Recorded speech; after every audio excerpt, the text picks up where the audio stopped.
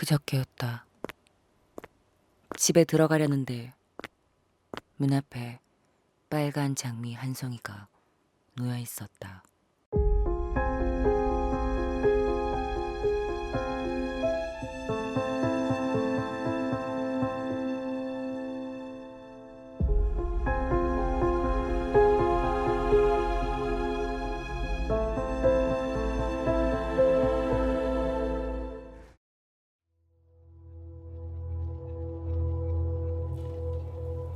누군가 나를 골탕 먹이려고 하는 것 같다.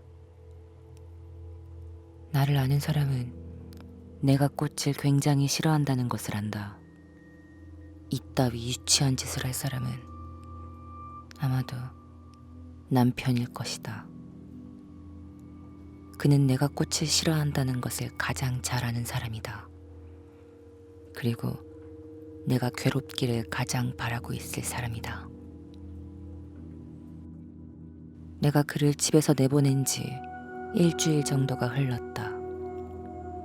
일주일 만에 한다는 복수가 고작 이런 유치한 장난이라니. 헛웃음이 나왔다. 정말 한심한 인간이다. 다행히 집안에는 사람이 들어왔던 흔적이 없었다. 현관 비밀번호를 바꿔두길 잘했다고 생각했다.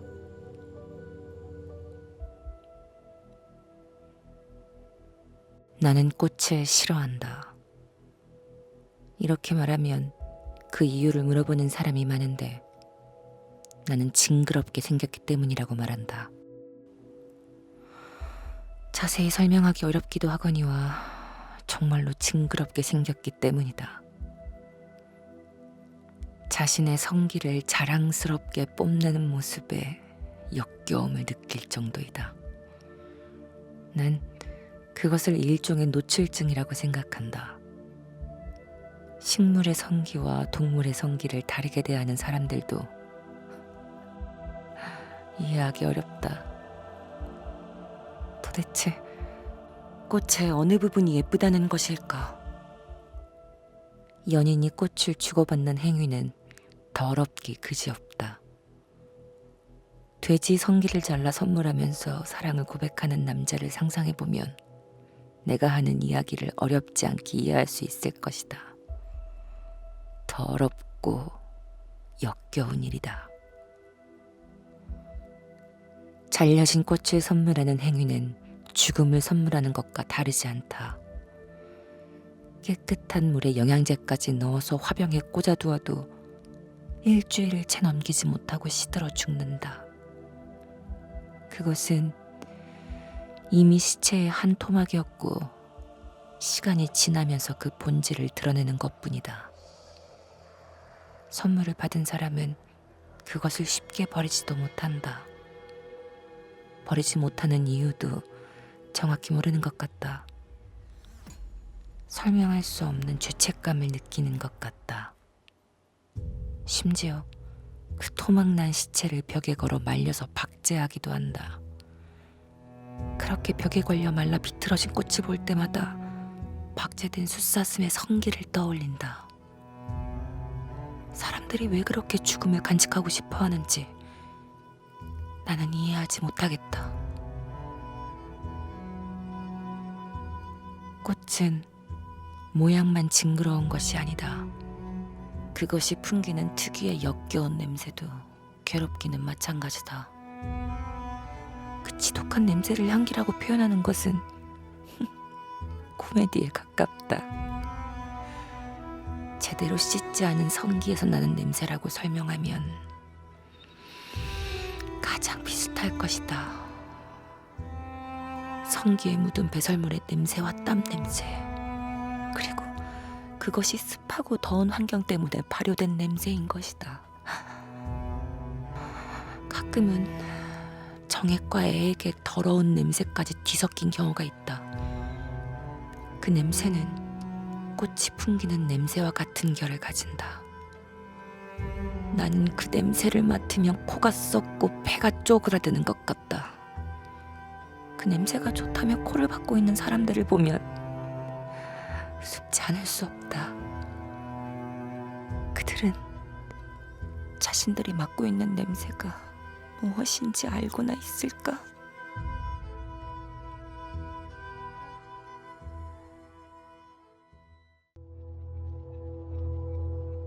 처음 빨간 장미를 문 앞에서 발견하고 하루가 지났던 어제도 문 앞에 빨간 장미가 놓여 있었다. 남편을 불러서 화를 내고 싶었다. 하지만 그를 집에서 내보낸 이후 그에게 연락할 수 있는 방법이 없다. 나는 문 앞에 놓인 장미를 주워서 집에 가지고 들어갔다. 비닐로 된 포장지를 벗겨내서 재활용품 수거함에 버리고 꽃은 구겨서 쓰레기통에 버렸다. 줄기채 구겨 넣다가 가시에 손가락을 찔렸다. 피가 났다. 두루마리 화장지를 풀어서 손에 감았다. 다행히 깊은 상처는 아니었고 피는 금방 멈추었다. 손에 역겨운 냄새가 밴 것 같아서 비누로 꼼꼼히 씻었다. 손에 코를 박고 냄새를 맡아보았다. 여전히 냄새가 가시지 않았다. 다시 한번 손을 씻었다.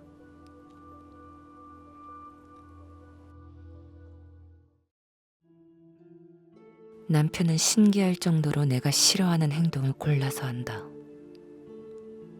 난 그를 대학 동기의 소개를 통해 만났다. 처음 만난 소개팅 자리에서 내가 꽃을 좋아하지 않는다는 사실을 분명히 말했음에도 불구하고 애프터 자리에 꽃을 들고 나왔다. 지금 문 앞에 놓고 있는 것과 똑같은 빨간색 장미였다. 나는 예의 없이 굴고 싶지 않았기 때문에 그 꽃을 받았지만 기분이 좋지 않다는 내색을 했다. 그날 이후 다시는 그를 만나고 싶지 않았다. 하지만 그는 끈질기게 연락을 해왔고 나도 그에게 호감이 생기고 말았다. 그의 외모가 내 취향이었기 때문일 것이다. 그를 생각하니 기분이 좋지 않았다. 난 일찍 자려고 마음먹고 침대에 누웠다. 쉽게 잠이 들지 않았다. 1시간쯤 뒤척였을 것이다. 초인종 소리가 들렸다. 시계는 자정을 가리키고 있었다. 거실로 나와 인터폰 화면을 보았지만 초인종을 누른 사람은 보이지 않았다. 인터폰이 오작동한 것일까? 어쩌면 술 취한 사람이 집을 잘못 찾아왔던 것이겠지. 나는 다시 침대로 돌아가서 눈을 감았다. 눈을 감고 막 잠이 들 뻔했을 때 초인종이 다시 울렸다. 나는 조금 겁이 났고 침대에 누워 눈만 뜬 채 천장을 바라보며 어떻게 해야 할지 고민했다. 다시 초인종이 울렸다. 나는 숨을 죽이고 발소리가 들리지 않도록 천천히 거실로 나가 인터폰을 확인했다. 이번에도 문 밖에는 아무도 없어 보였다. 난 인터폰 화면을 보며 얼어붙어 있었다. 다시 초인종이 울렸다. 인터폰 화면에는 빈 복도만 보였다. 나는 이러지도 저러지도 못한 채 인터폰 화면을 보며 서 있었다. 정적을 깨고 초인종이 한 번 더 울렸다. 소리를 지르고 싶었지만 목에서 소리가 나오지 않았다. 발이 떨어지지 않아서 움직일 수 없었다. 나는 빈 복도를 비추는 인터폰 화면을 보면서 움직이지도 못하고 입을 벌리고 서 있었다.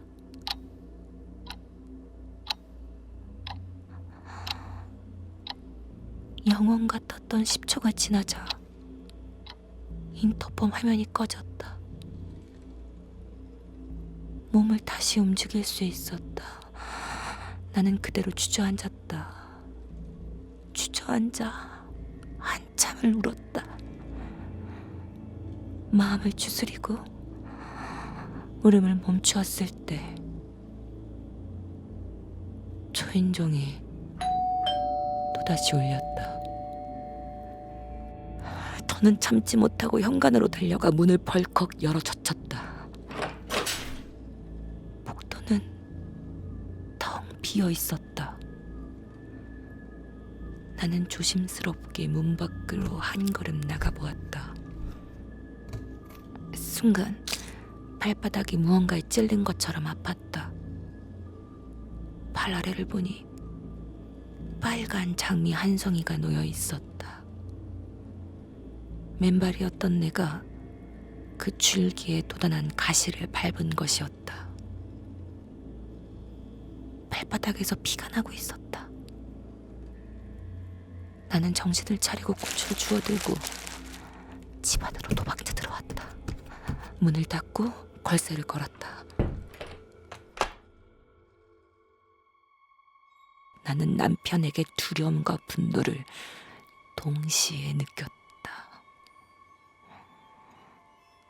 문 앞에서 주워들고 온 장미는 줄기에 피가 붉게 젖어 있었다. 나는 그것을 식탁 위에 던져놓고 소파에 앉았다. 발바닥에서는 아직도 피가 나고 있었다. 깊은 상처는 아니었지만 피가 쉽게 멈추지 않았다. 나는 수건으로 발을 감싼 채 꺼져 있는 인터폰을 노려보았다. 초인종은 다시 울리지 않았다. 나는 그대로 소파에서 밤을 샜다. 두려움과 분노 때문에 잠을 잘 수 없었다. 남편에게 화를 내거나 따질 수 없다는 사실은 더욱 나를 불쾌하게 했다. 나는 오늘 출근하지 못했다. 밥도 먹지 못하고 잠도 자지 못했다.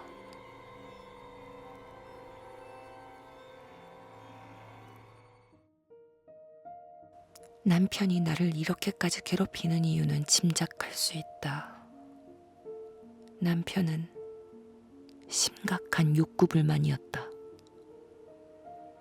나는 결혼 전부터 그에게 내가 성욕이 없는 사람이라는 사실을 여러 차례 말했다. 이 부분 때문에 갈등을 겪고 싶지 않았기 때문에 내가 성욕이 없다는 사실을 받아들일 것이 아니라면 관계를 끝내자고 말한 적도 있었다. 그는 늘 적당히 얼버무리기만 했다. 결혼 후 그는 애원하기도 했고 화를 내기도 했으며 우울해하기도 했다. 내가 생각하기에 그는 시간이 지나면 해결될 문제라고 생각했던 것 같다. 대화로 풀 수 있다고 여겼을 것이다. 그러나 이것은 그런 식으로 해결될 문제가 아니었다. 난 단 한 번도 성관계가 즐거웠던 적이 없다. 솔직히 말하자면 혐오스럽다. 더럽고 역겨운 행위라고 생각한다. 다만 다른 사람들이 그것을 좋아한다고 해서 잘못된 것이라고 생각하지는 않는다. 그저 내가 싫어할 뿐이다. 한 번은 이런 일도 있었다. 나는 그날 그의 표정과 말투를 생생히 기억한다. 남편과 나는 결혼 2주년을 맞아 1박 2일로 제주도 여행을 갔다. 나는 우리가 어디에 갔고 무엇을 먹었는지 생생히 기억한다. 우리는 김포공항에서 새벽 6시 20분에 출발하는 저가항공 비행기를 타고 제주도로 출발했다. 제주도에 도착해서 예약해둔 렌터카를 받은 후 곧바로 월정리로 이동했다. 월정리에서 바다가 보이는 카페 테라스에 앉아 아이스 커피를 마셨다. 커피를 마시며 얼마 전에 함께 보았던 영화 라라랜드에 대한 이야기를 나누었다. 커피를 마신 후 근처 식당에서 돼지고기를 구워 먹었다. 멜젓의 향이 독특했던 식당으로 기억한다. 점심 식사를 마친 후 곧바로 사려니 숲으로 이동해서 숲길을 걸었다. 우리는 손을 잡고 숲길을 걸었고 꽤 기분이 좋았던 것으로 기억한다. 숲길을 걷고 난 후 뉴웅서리 오름 근처에 있는 펜션에 체크인을 하고 짐을 풀었다. 우리는 샤워를 하고 나와 월정리 근처에서 사왔던 회를 먹으며 서울에서 사온 와인을 마셨다. 와인을 마시고 나니 몸이 나른해졌고 나는 일찍 자고 싶어졌다.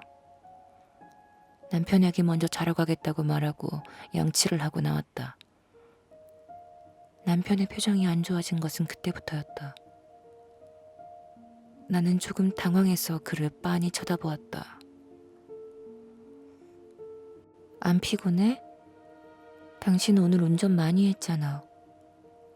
내일 오름 갔다가 비행기 타려면 일찍 일어나야 돼. 우리는 다음날 오전 용눈이 오름을 다녀온 후 점심을 먹고 오후 비행기를 통해 서울로 올라가려고 계획했었다. 계획대로 움직이려면 일찍 자야 하는 것이 당연했다. 그는 잔에 남아있던 와인을 들이키고는 울기 시작했다. 조금 미안한 마음이 들었지만 나는 그의 성역을 해결해줄 방법이 없다. 사실 내가 미안해할 일도 아니었다. 나는 분명히 이렇게 될 것이라고 여러 번 이야기했었다. 그는 울음을 그치더니 손으로라도 해주면 안 되겠느냐고 물었다. 그의 눈물 때문에 마음이 조금 약해져 있었기 때문에 그러겠노라고 말했다. 하지만 그의 성기를 잡고 있는 것, 그리고 그 일그러진 표정을 보고 있는 것이 너무나 견디기 힘들었다. 결국 이번에는 내가 눈물을 흘렸다. 내가 눈물을 흘리자 그는 미안하다고 말하고 침대에서 일어나 속옷을 주워 입더니 화장실로 향했다. 그는 10분 정도가 지난 후 화장실에서 나왔고 침대에 걸터 앉아 창밖을 보고 있던 내 옆에 나란히 앉아 이렇게 말했다. 성관계 거부가 이혼 사유가 될 수 있다는 거 알아? 알아. 이혼하고 싶어? 아니, 그러고 싶지 않아. 그럼 내가 어떻게 하면 좋겠어? 나도 모르겠어. 당신이 뭘 어떻게 할 수 있는 게 아니겠지. 원한다면 이혼해 줄게. 대화는 거기에서 멈추었고 우리는 꽤 오랫동안 아무 말도 없이 창밖을 보면서 앉아 있었다. 남편이 먼저 말없이 자리에 누웠고 얼마 후 나도 불을 끄고 누웠다. 그의 숨소리는 자는 것처럼 들리지 않았다. 나는 꽤 피곤했고 와인을 마신 탓인지 먼저 잠들었다. 다음날 나는 8시에 일어났다. 일어나서 남편을 깨웠지만 그는 조금 더 자고 싶다고 말했다. 용눈이 오름에 가지 않으려고 하느냐고 물으니 가고 싶지 않다고 대답했다. 나는 억지로 잠을 깨우고 싶지 않았기 때문에 그를 내버려두고 숙소 근처를 산책했다. 산책을 마치고 돌아오니 그는 일어나서 짐을 챙기고 있었다. 아침밥은 어떻게 할 것이냐고 묻자 그는 별로 생각이 없다고 대답했다. 그에게 아직 화가 나 있는 것인지 물어보았지만 그는 고개만 저을 뿐 아무 말도 하지 않았다. 나는 배가 고팠지만 그에게 식사를 강요하고 싶지 않았다. 제주도에 다녀온 이후 그는 나에게 더 이상 성관계에 대한 이야기를 꺼내지 않았다. 나는 그가 우리의 상황을 그리고 나의 입장을 잘 받아들였다고 생각했다. 남편은 언제부터인지 알 수 없지만 이상하리만큼 활기차 보였고 표정이 밝아졌다. 식사량도 늘었고 12시가 되면 칼같이 침대에 누워 잠이 들었으며 7시가 되면 잠영종이 울리기도 전에 깨어났다. 전보다 야근이 많아졌지만 피곤해하는 내색도 없었다. 나는 그것이 남편이 자신의 욕구불만을 스스로 잘 통제한 덕분이라고 생각했다. 다행이라고 생각했다. 적어도 내 이성은 그렇게 생각했지만 마음은 달랐다. 이유는 설명하기 어렵지만 불안한 마음이 들었다. 어떻게 생각해보아도 불안해야 할 이유가 전혀 없었다. 하지만 내가 불안해하고 있다는 사실을 부정할 수 없었다. 나는 남편이 잠이 들었을 때 그의 휴대폰을 몰래 들여다보기 시작했다. 그가 집에서는 휴대폰의 잠금을 해제해 두었기 때문에 별로 어려운 일이 아니었다. 그의 통화 목록에는 특별한 것이 없었다.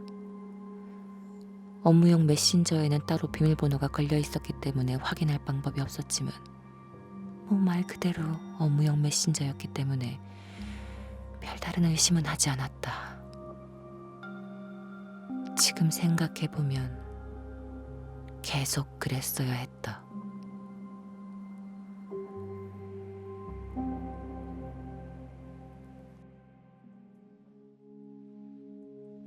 지금으로부터 2시간 전이었으니까 오전 10시쯤 되었을 것이다.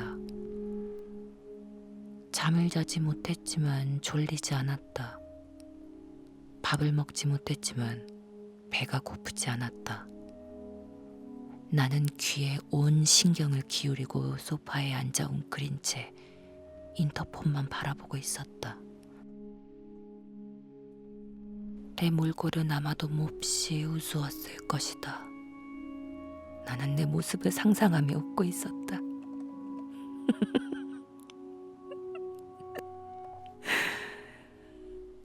웃음을 지으니 마음이 편해졌다. 장미 가시에 찔려 욱신거리던 손가발의 통증이 사라졌다. 나는 손을 들어 올려 상처를 바라보았다. 손은 깨끗했다. 상처가 깨끗이 나아 있었다. 가시에 찔렸던 오른발을 들어 올려 발바닥을 보았다. 상처가 보이지 않았다. 오른발이 아니라 왼발이었던가. 나는 왼발을 들어 올려 살펴보았지만 역시 상처가 보이지 않았다. 조금 어리둥절하고 있을 때 식탁에서 소리가 들렸다. 그 소리는 살얼음이 낀 저수지에 조약돌을 던졌을 때 나는 소리와 비슷했다. 유리에 금이 가는 소리 같기도 했고 물방울이 터지는 소리 같기도 했다. 손톱으로 칠판을 톡톡 두들기는 소리와도 비슷했다. 손톱으로 칠판을 긁는 것과는 달랐다.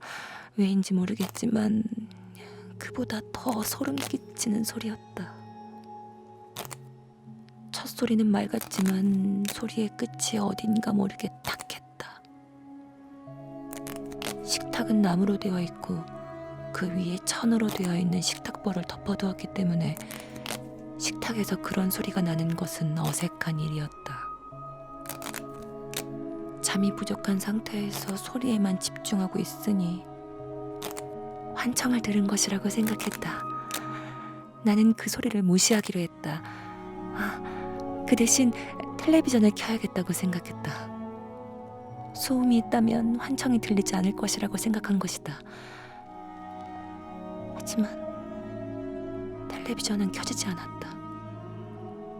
하필이면 그때 리모컨의 배터리가 다 되었던 것 같다.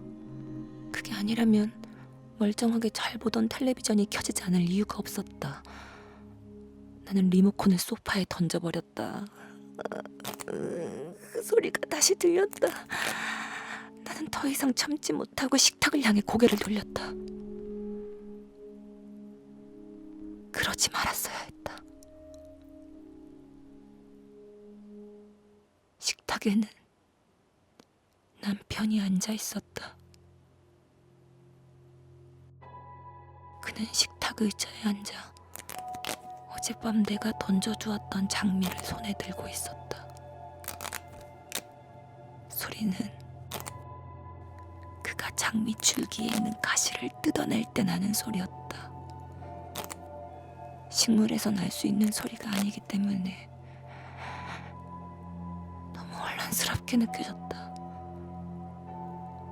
하지만 눈으로 보고 귀로 듣는 것을 믿지 않을 도리가 없었다. 그가 가시를 뜯어낼 때마다 그 소리가 분명하게 들렸다. 나는 그가 그곳에 있다는 사실보다 가시를 뜯어내는 소리가 너무나 소름 끼쳤기 때문에 귀를 틀어 막았다. 그러면서 그를 계속 바라보고 있었다. 그는 가시에만 집중하고 있었다. 요리 재료를 손질하는 것처럼 정성스럽게 가시를 뜯어내고 있었다.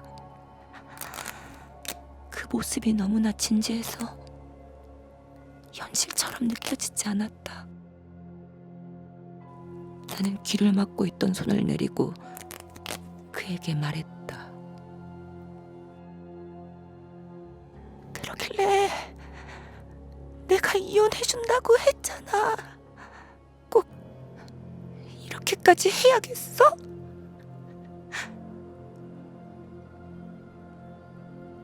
그는 아무 대답도 하지 않았다. 가시에만 집중하고 있을 뿐이었다. 그가 가시를 뜯어낼 때마다 소리는 조금씩 커졌고 가시가 2억에 남았을 때쯤에는 온 집안을 울릴 만큼 소리가 커졌다. 몸에 소름이 돋았다. 소리가 피부를 파고들었다. 피부를 통해 파고들어 혈관을 타고 흘렀다. 내 몸 구석구석에 메아리가 울렸다. 소리는 나를 통해 증폭되었다. 스피커 앞에 마이크를 가져다 대면 무한하게 소리가 증폭되다가 결국에는 스피커가 터져버리고 만다. 내 피부도 비슷한 상태가 되어가고 있었다. 부풀어 오른 피부가 찢어지기 직전에 그는 정성스럽게 마지막 가시를 뜯어냈다. 그리고 아무런 소리도 들리지 않았다. 식탁에는 아무도 없었다. 그는 사라졌고 장미도 없었다. 텔레비전이 켜졌다. 텔레비전에서는 코미디 프로그램이 나오고 있었다. 방청객들이 깔깔대며 웃고 있었다. 헛것을 보았던 것일까? 배가 고팠다. 배가 고프면서도 몹시 졸렸다. 식은땀 때문에 온몸이 흠뻑 젖어 있었기 때문에 샤워가 하고 싶었다. 무엇을 먼저 해야 할지 알 수 없었다. 나는 우선 냉장고를 열고 물을 한 잔 마셨다.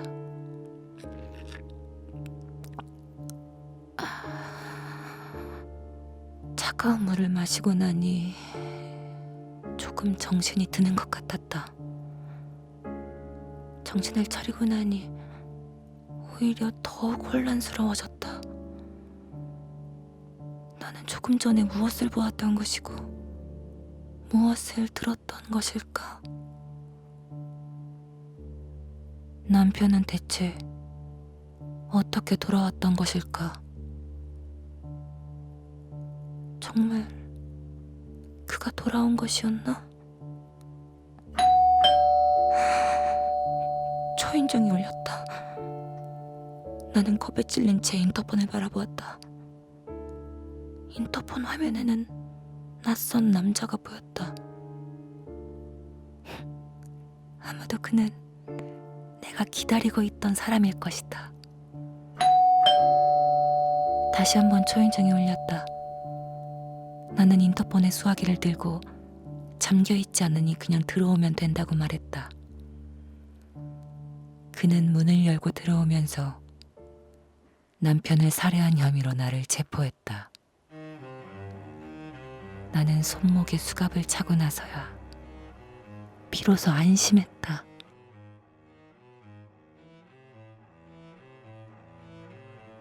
그를 이어가기 전에 분명히 해둘 것이 있다. 나는 남편을 죽이지 않았다. 여러분이 내 말을 믿어줄 것이라고 생각하지 않는다. 오해가 없기를 바라기 때문에 덧붙이자면 남편도 바람을 피우지 않았다고 생각한다. 형사에게 모든 것을 설명했지만 내 말을 믿어주지 않았다. 내가 생각해도 말이 안 되기 때문에 형사를 탓할 수는 없다. 그로서는 그렇게 생각할 수밖에 없었을 것이다.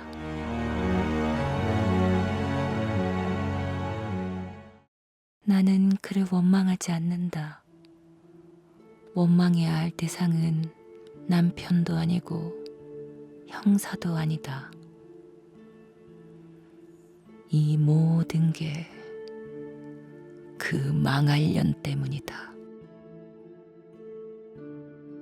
그녀는 우리 집 근처에서 꽃집을 운영했다.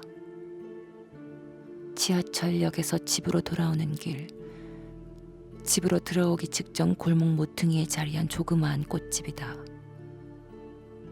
꽃을 파는 것만으로는 운영이 힘든 것인지 카페를 겸하고 있었지만 늘 손님이 없었다. 저렇게 장사가 안 되는데 어떻게 가게를 유지할 수 있는지 궁금했다. 건물 주인의 딸이 아닌가 싶다. 꽃집 치고는 늦은 시간까지 가게 문이 열려 있었기 때문에 퇴근 시간에도 불이 켜져 있는 경우가 많았다.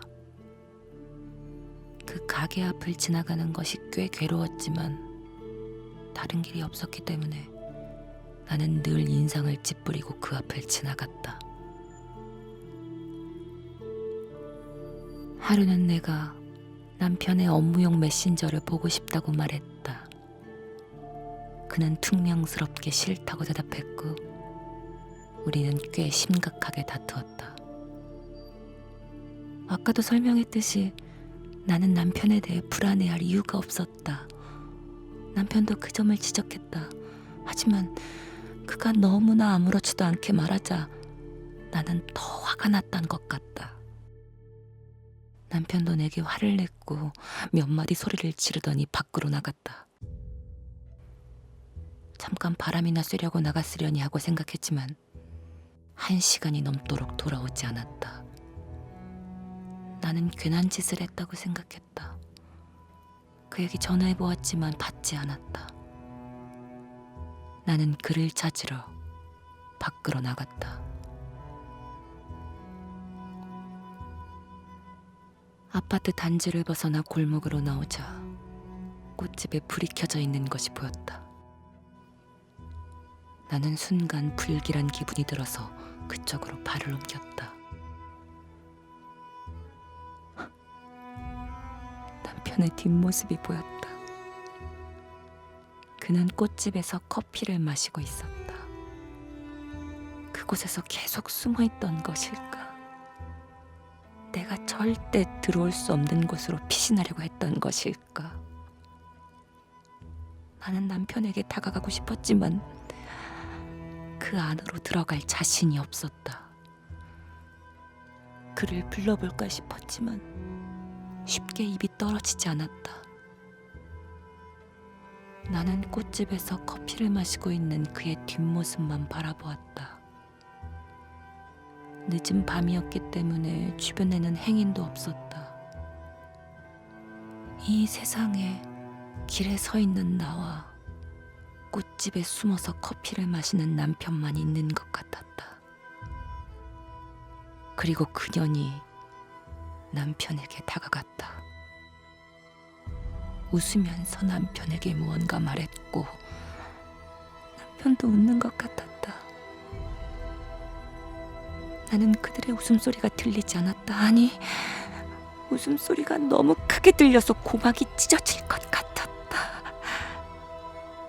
그리고 잠깐 정신을 잃었던 것 같다.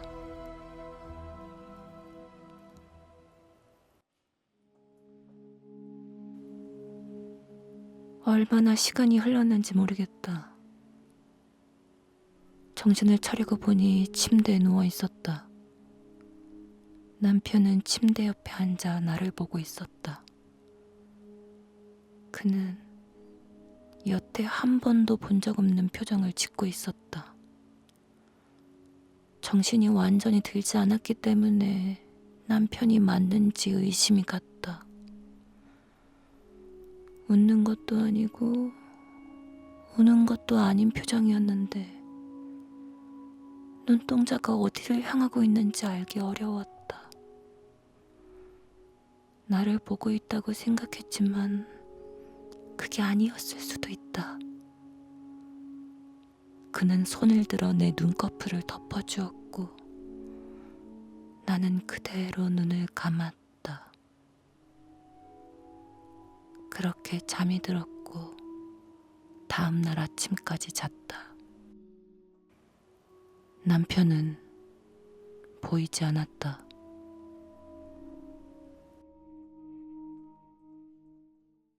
이후 남편은 집을 자주 비웠다.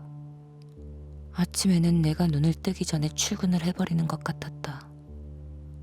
하루 종일 연락이 없다가 밤이 늦어서야 몰래 들어와서 잠들어 있는 나를 빤히 쳐다보고는 했다.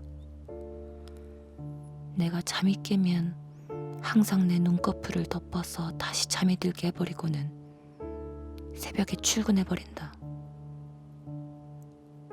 나는 더 이상 견디기 어려웠다. 대화를 통해서 결론을 지어야만 했다. 이렇게 마음먹은 날 나는 밤이 늦도록 잠들지 않고 그를 기다렸다. 소파에 앉아 그가 돌아오기만을 기다렸다. 자정이 되었을 쯤 복도에서 엘리베이터가 움직이는 소리가 들렸다. 소리를 통해서 엘리베이터가 열리고 닫혔다는 사실을 알 수 있었다. 엘리베이터가 닫히고 발자국 소리가 들렸다. 발자국 소리가 문 앞에서 멈추고 비밀번호를 누르는 소리가 들렸다. 자물쇠가 열리는 소리가 났지만 문이 열리는 소리는 들리지 않았다. 현관을 쳐다보았지만 문에서는 작은 움직임도 없었다. 나는 잠깐 문을 보다가 현관으로 걸어갔다.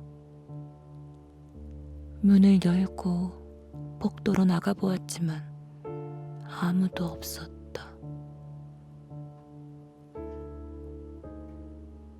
나는 피곤해서 환청을 들은 것이라고 생각했다. 그만 포기하고 자야겠다고 생각했다. 갑자기 화가 났다.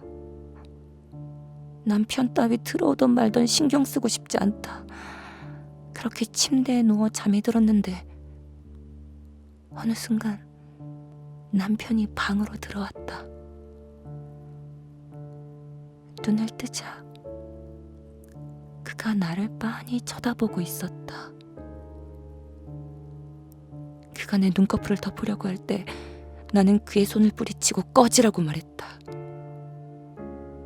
그는 여전히 알 수 없는 표정을 하고 나를 바라보더니 뒤도 돌아보지 않고 밖으로 나갔다.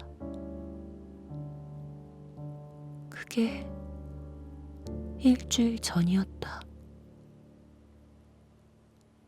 나는 그가 다시는 돌아오지 않을 것이라고 생각했다. 그는 대체 어떻게 돌아온 것일까? 분명히 죽었을 텐데.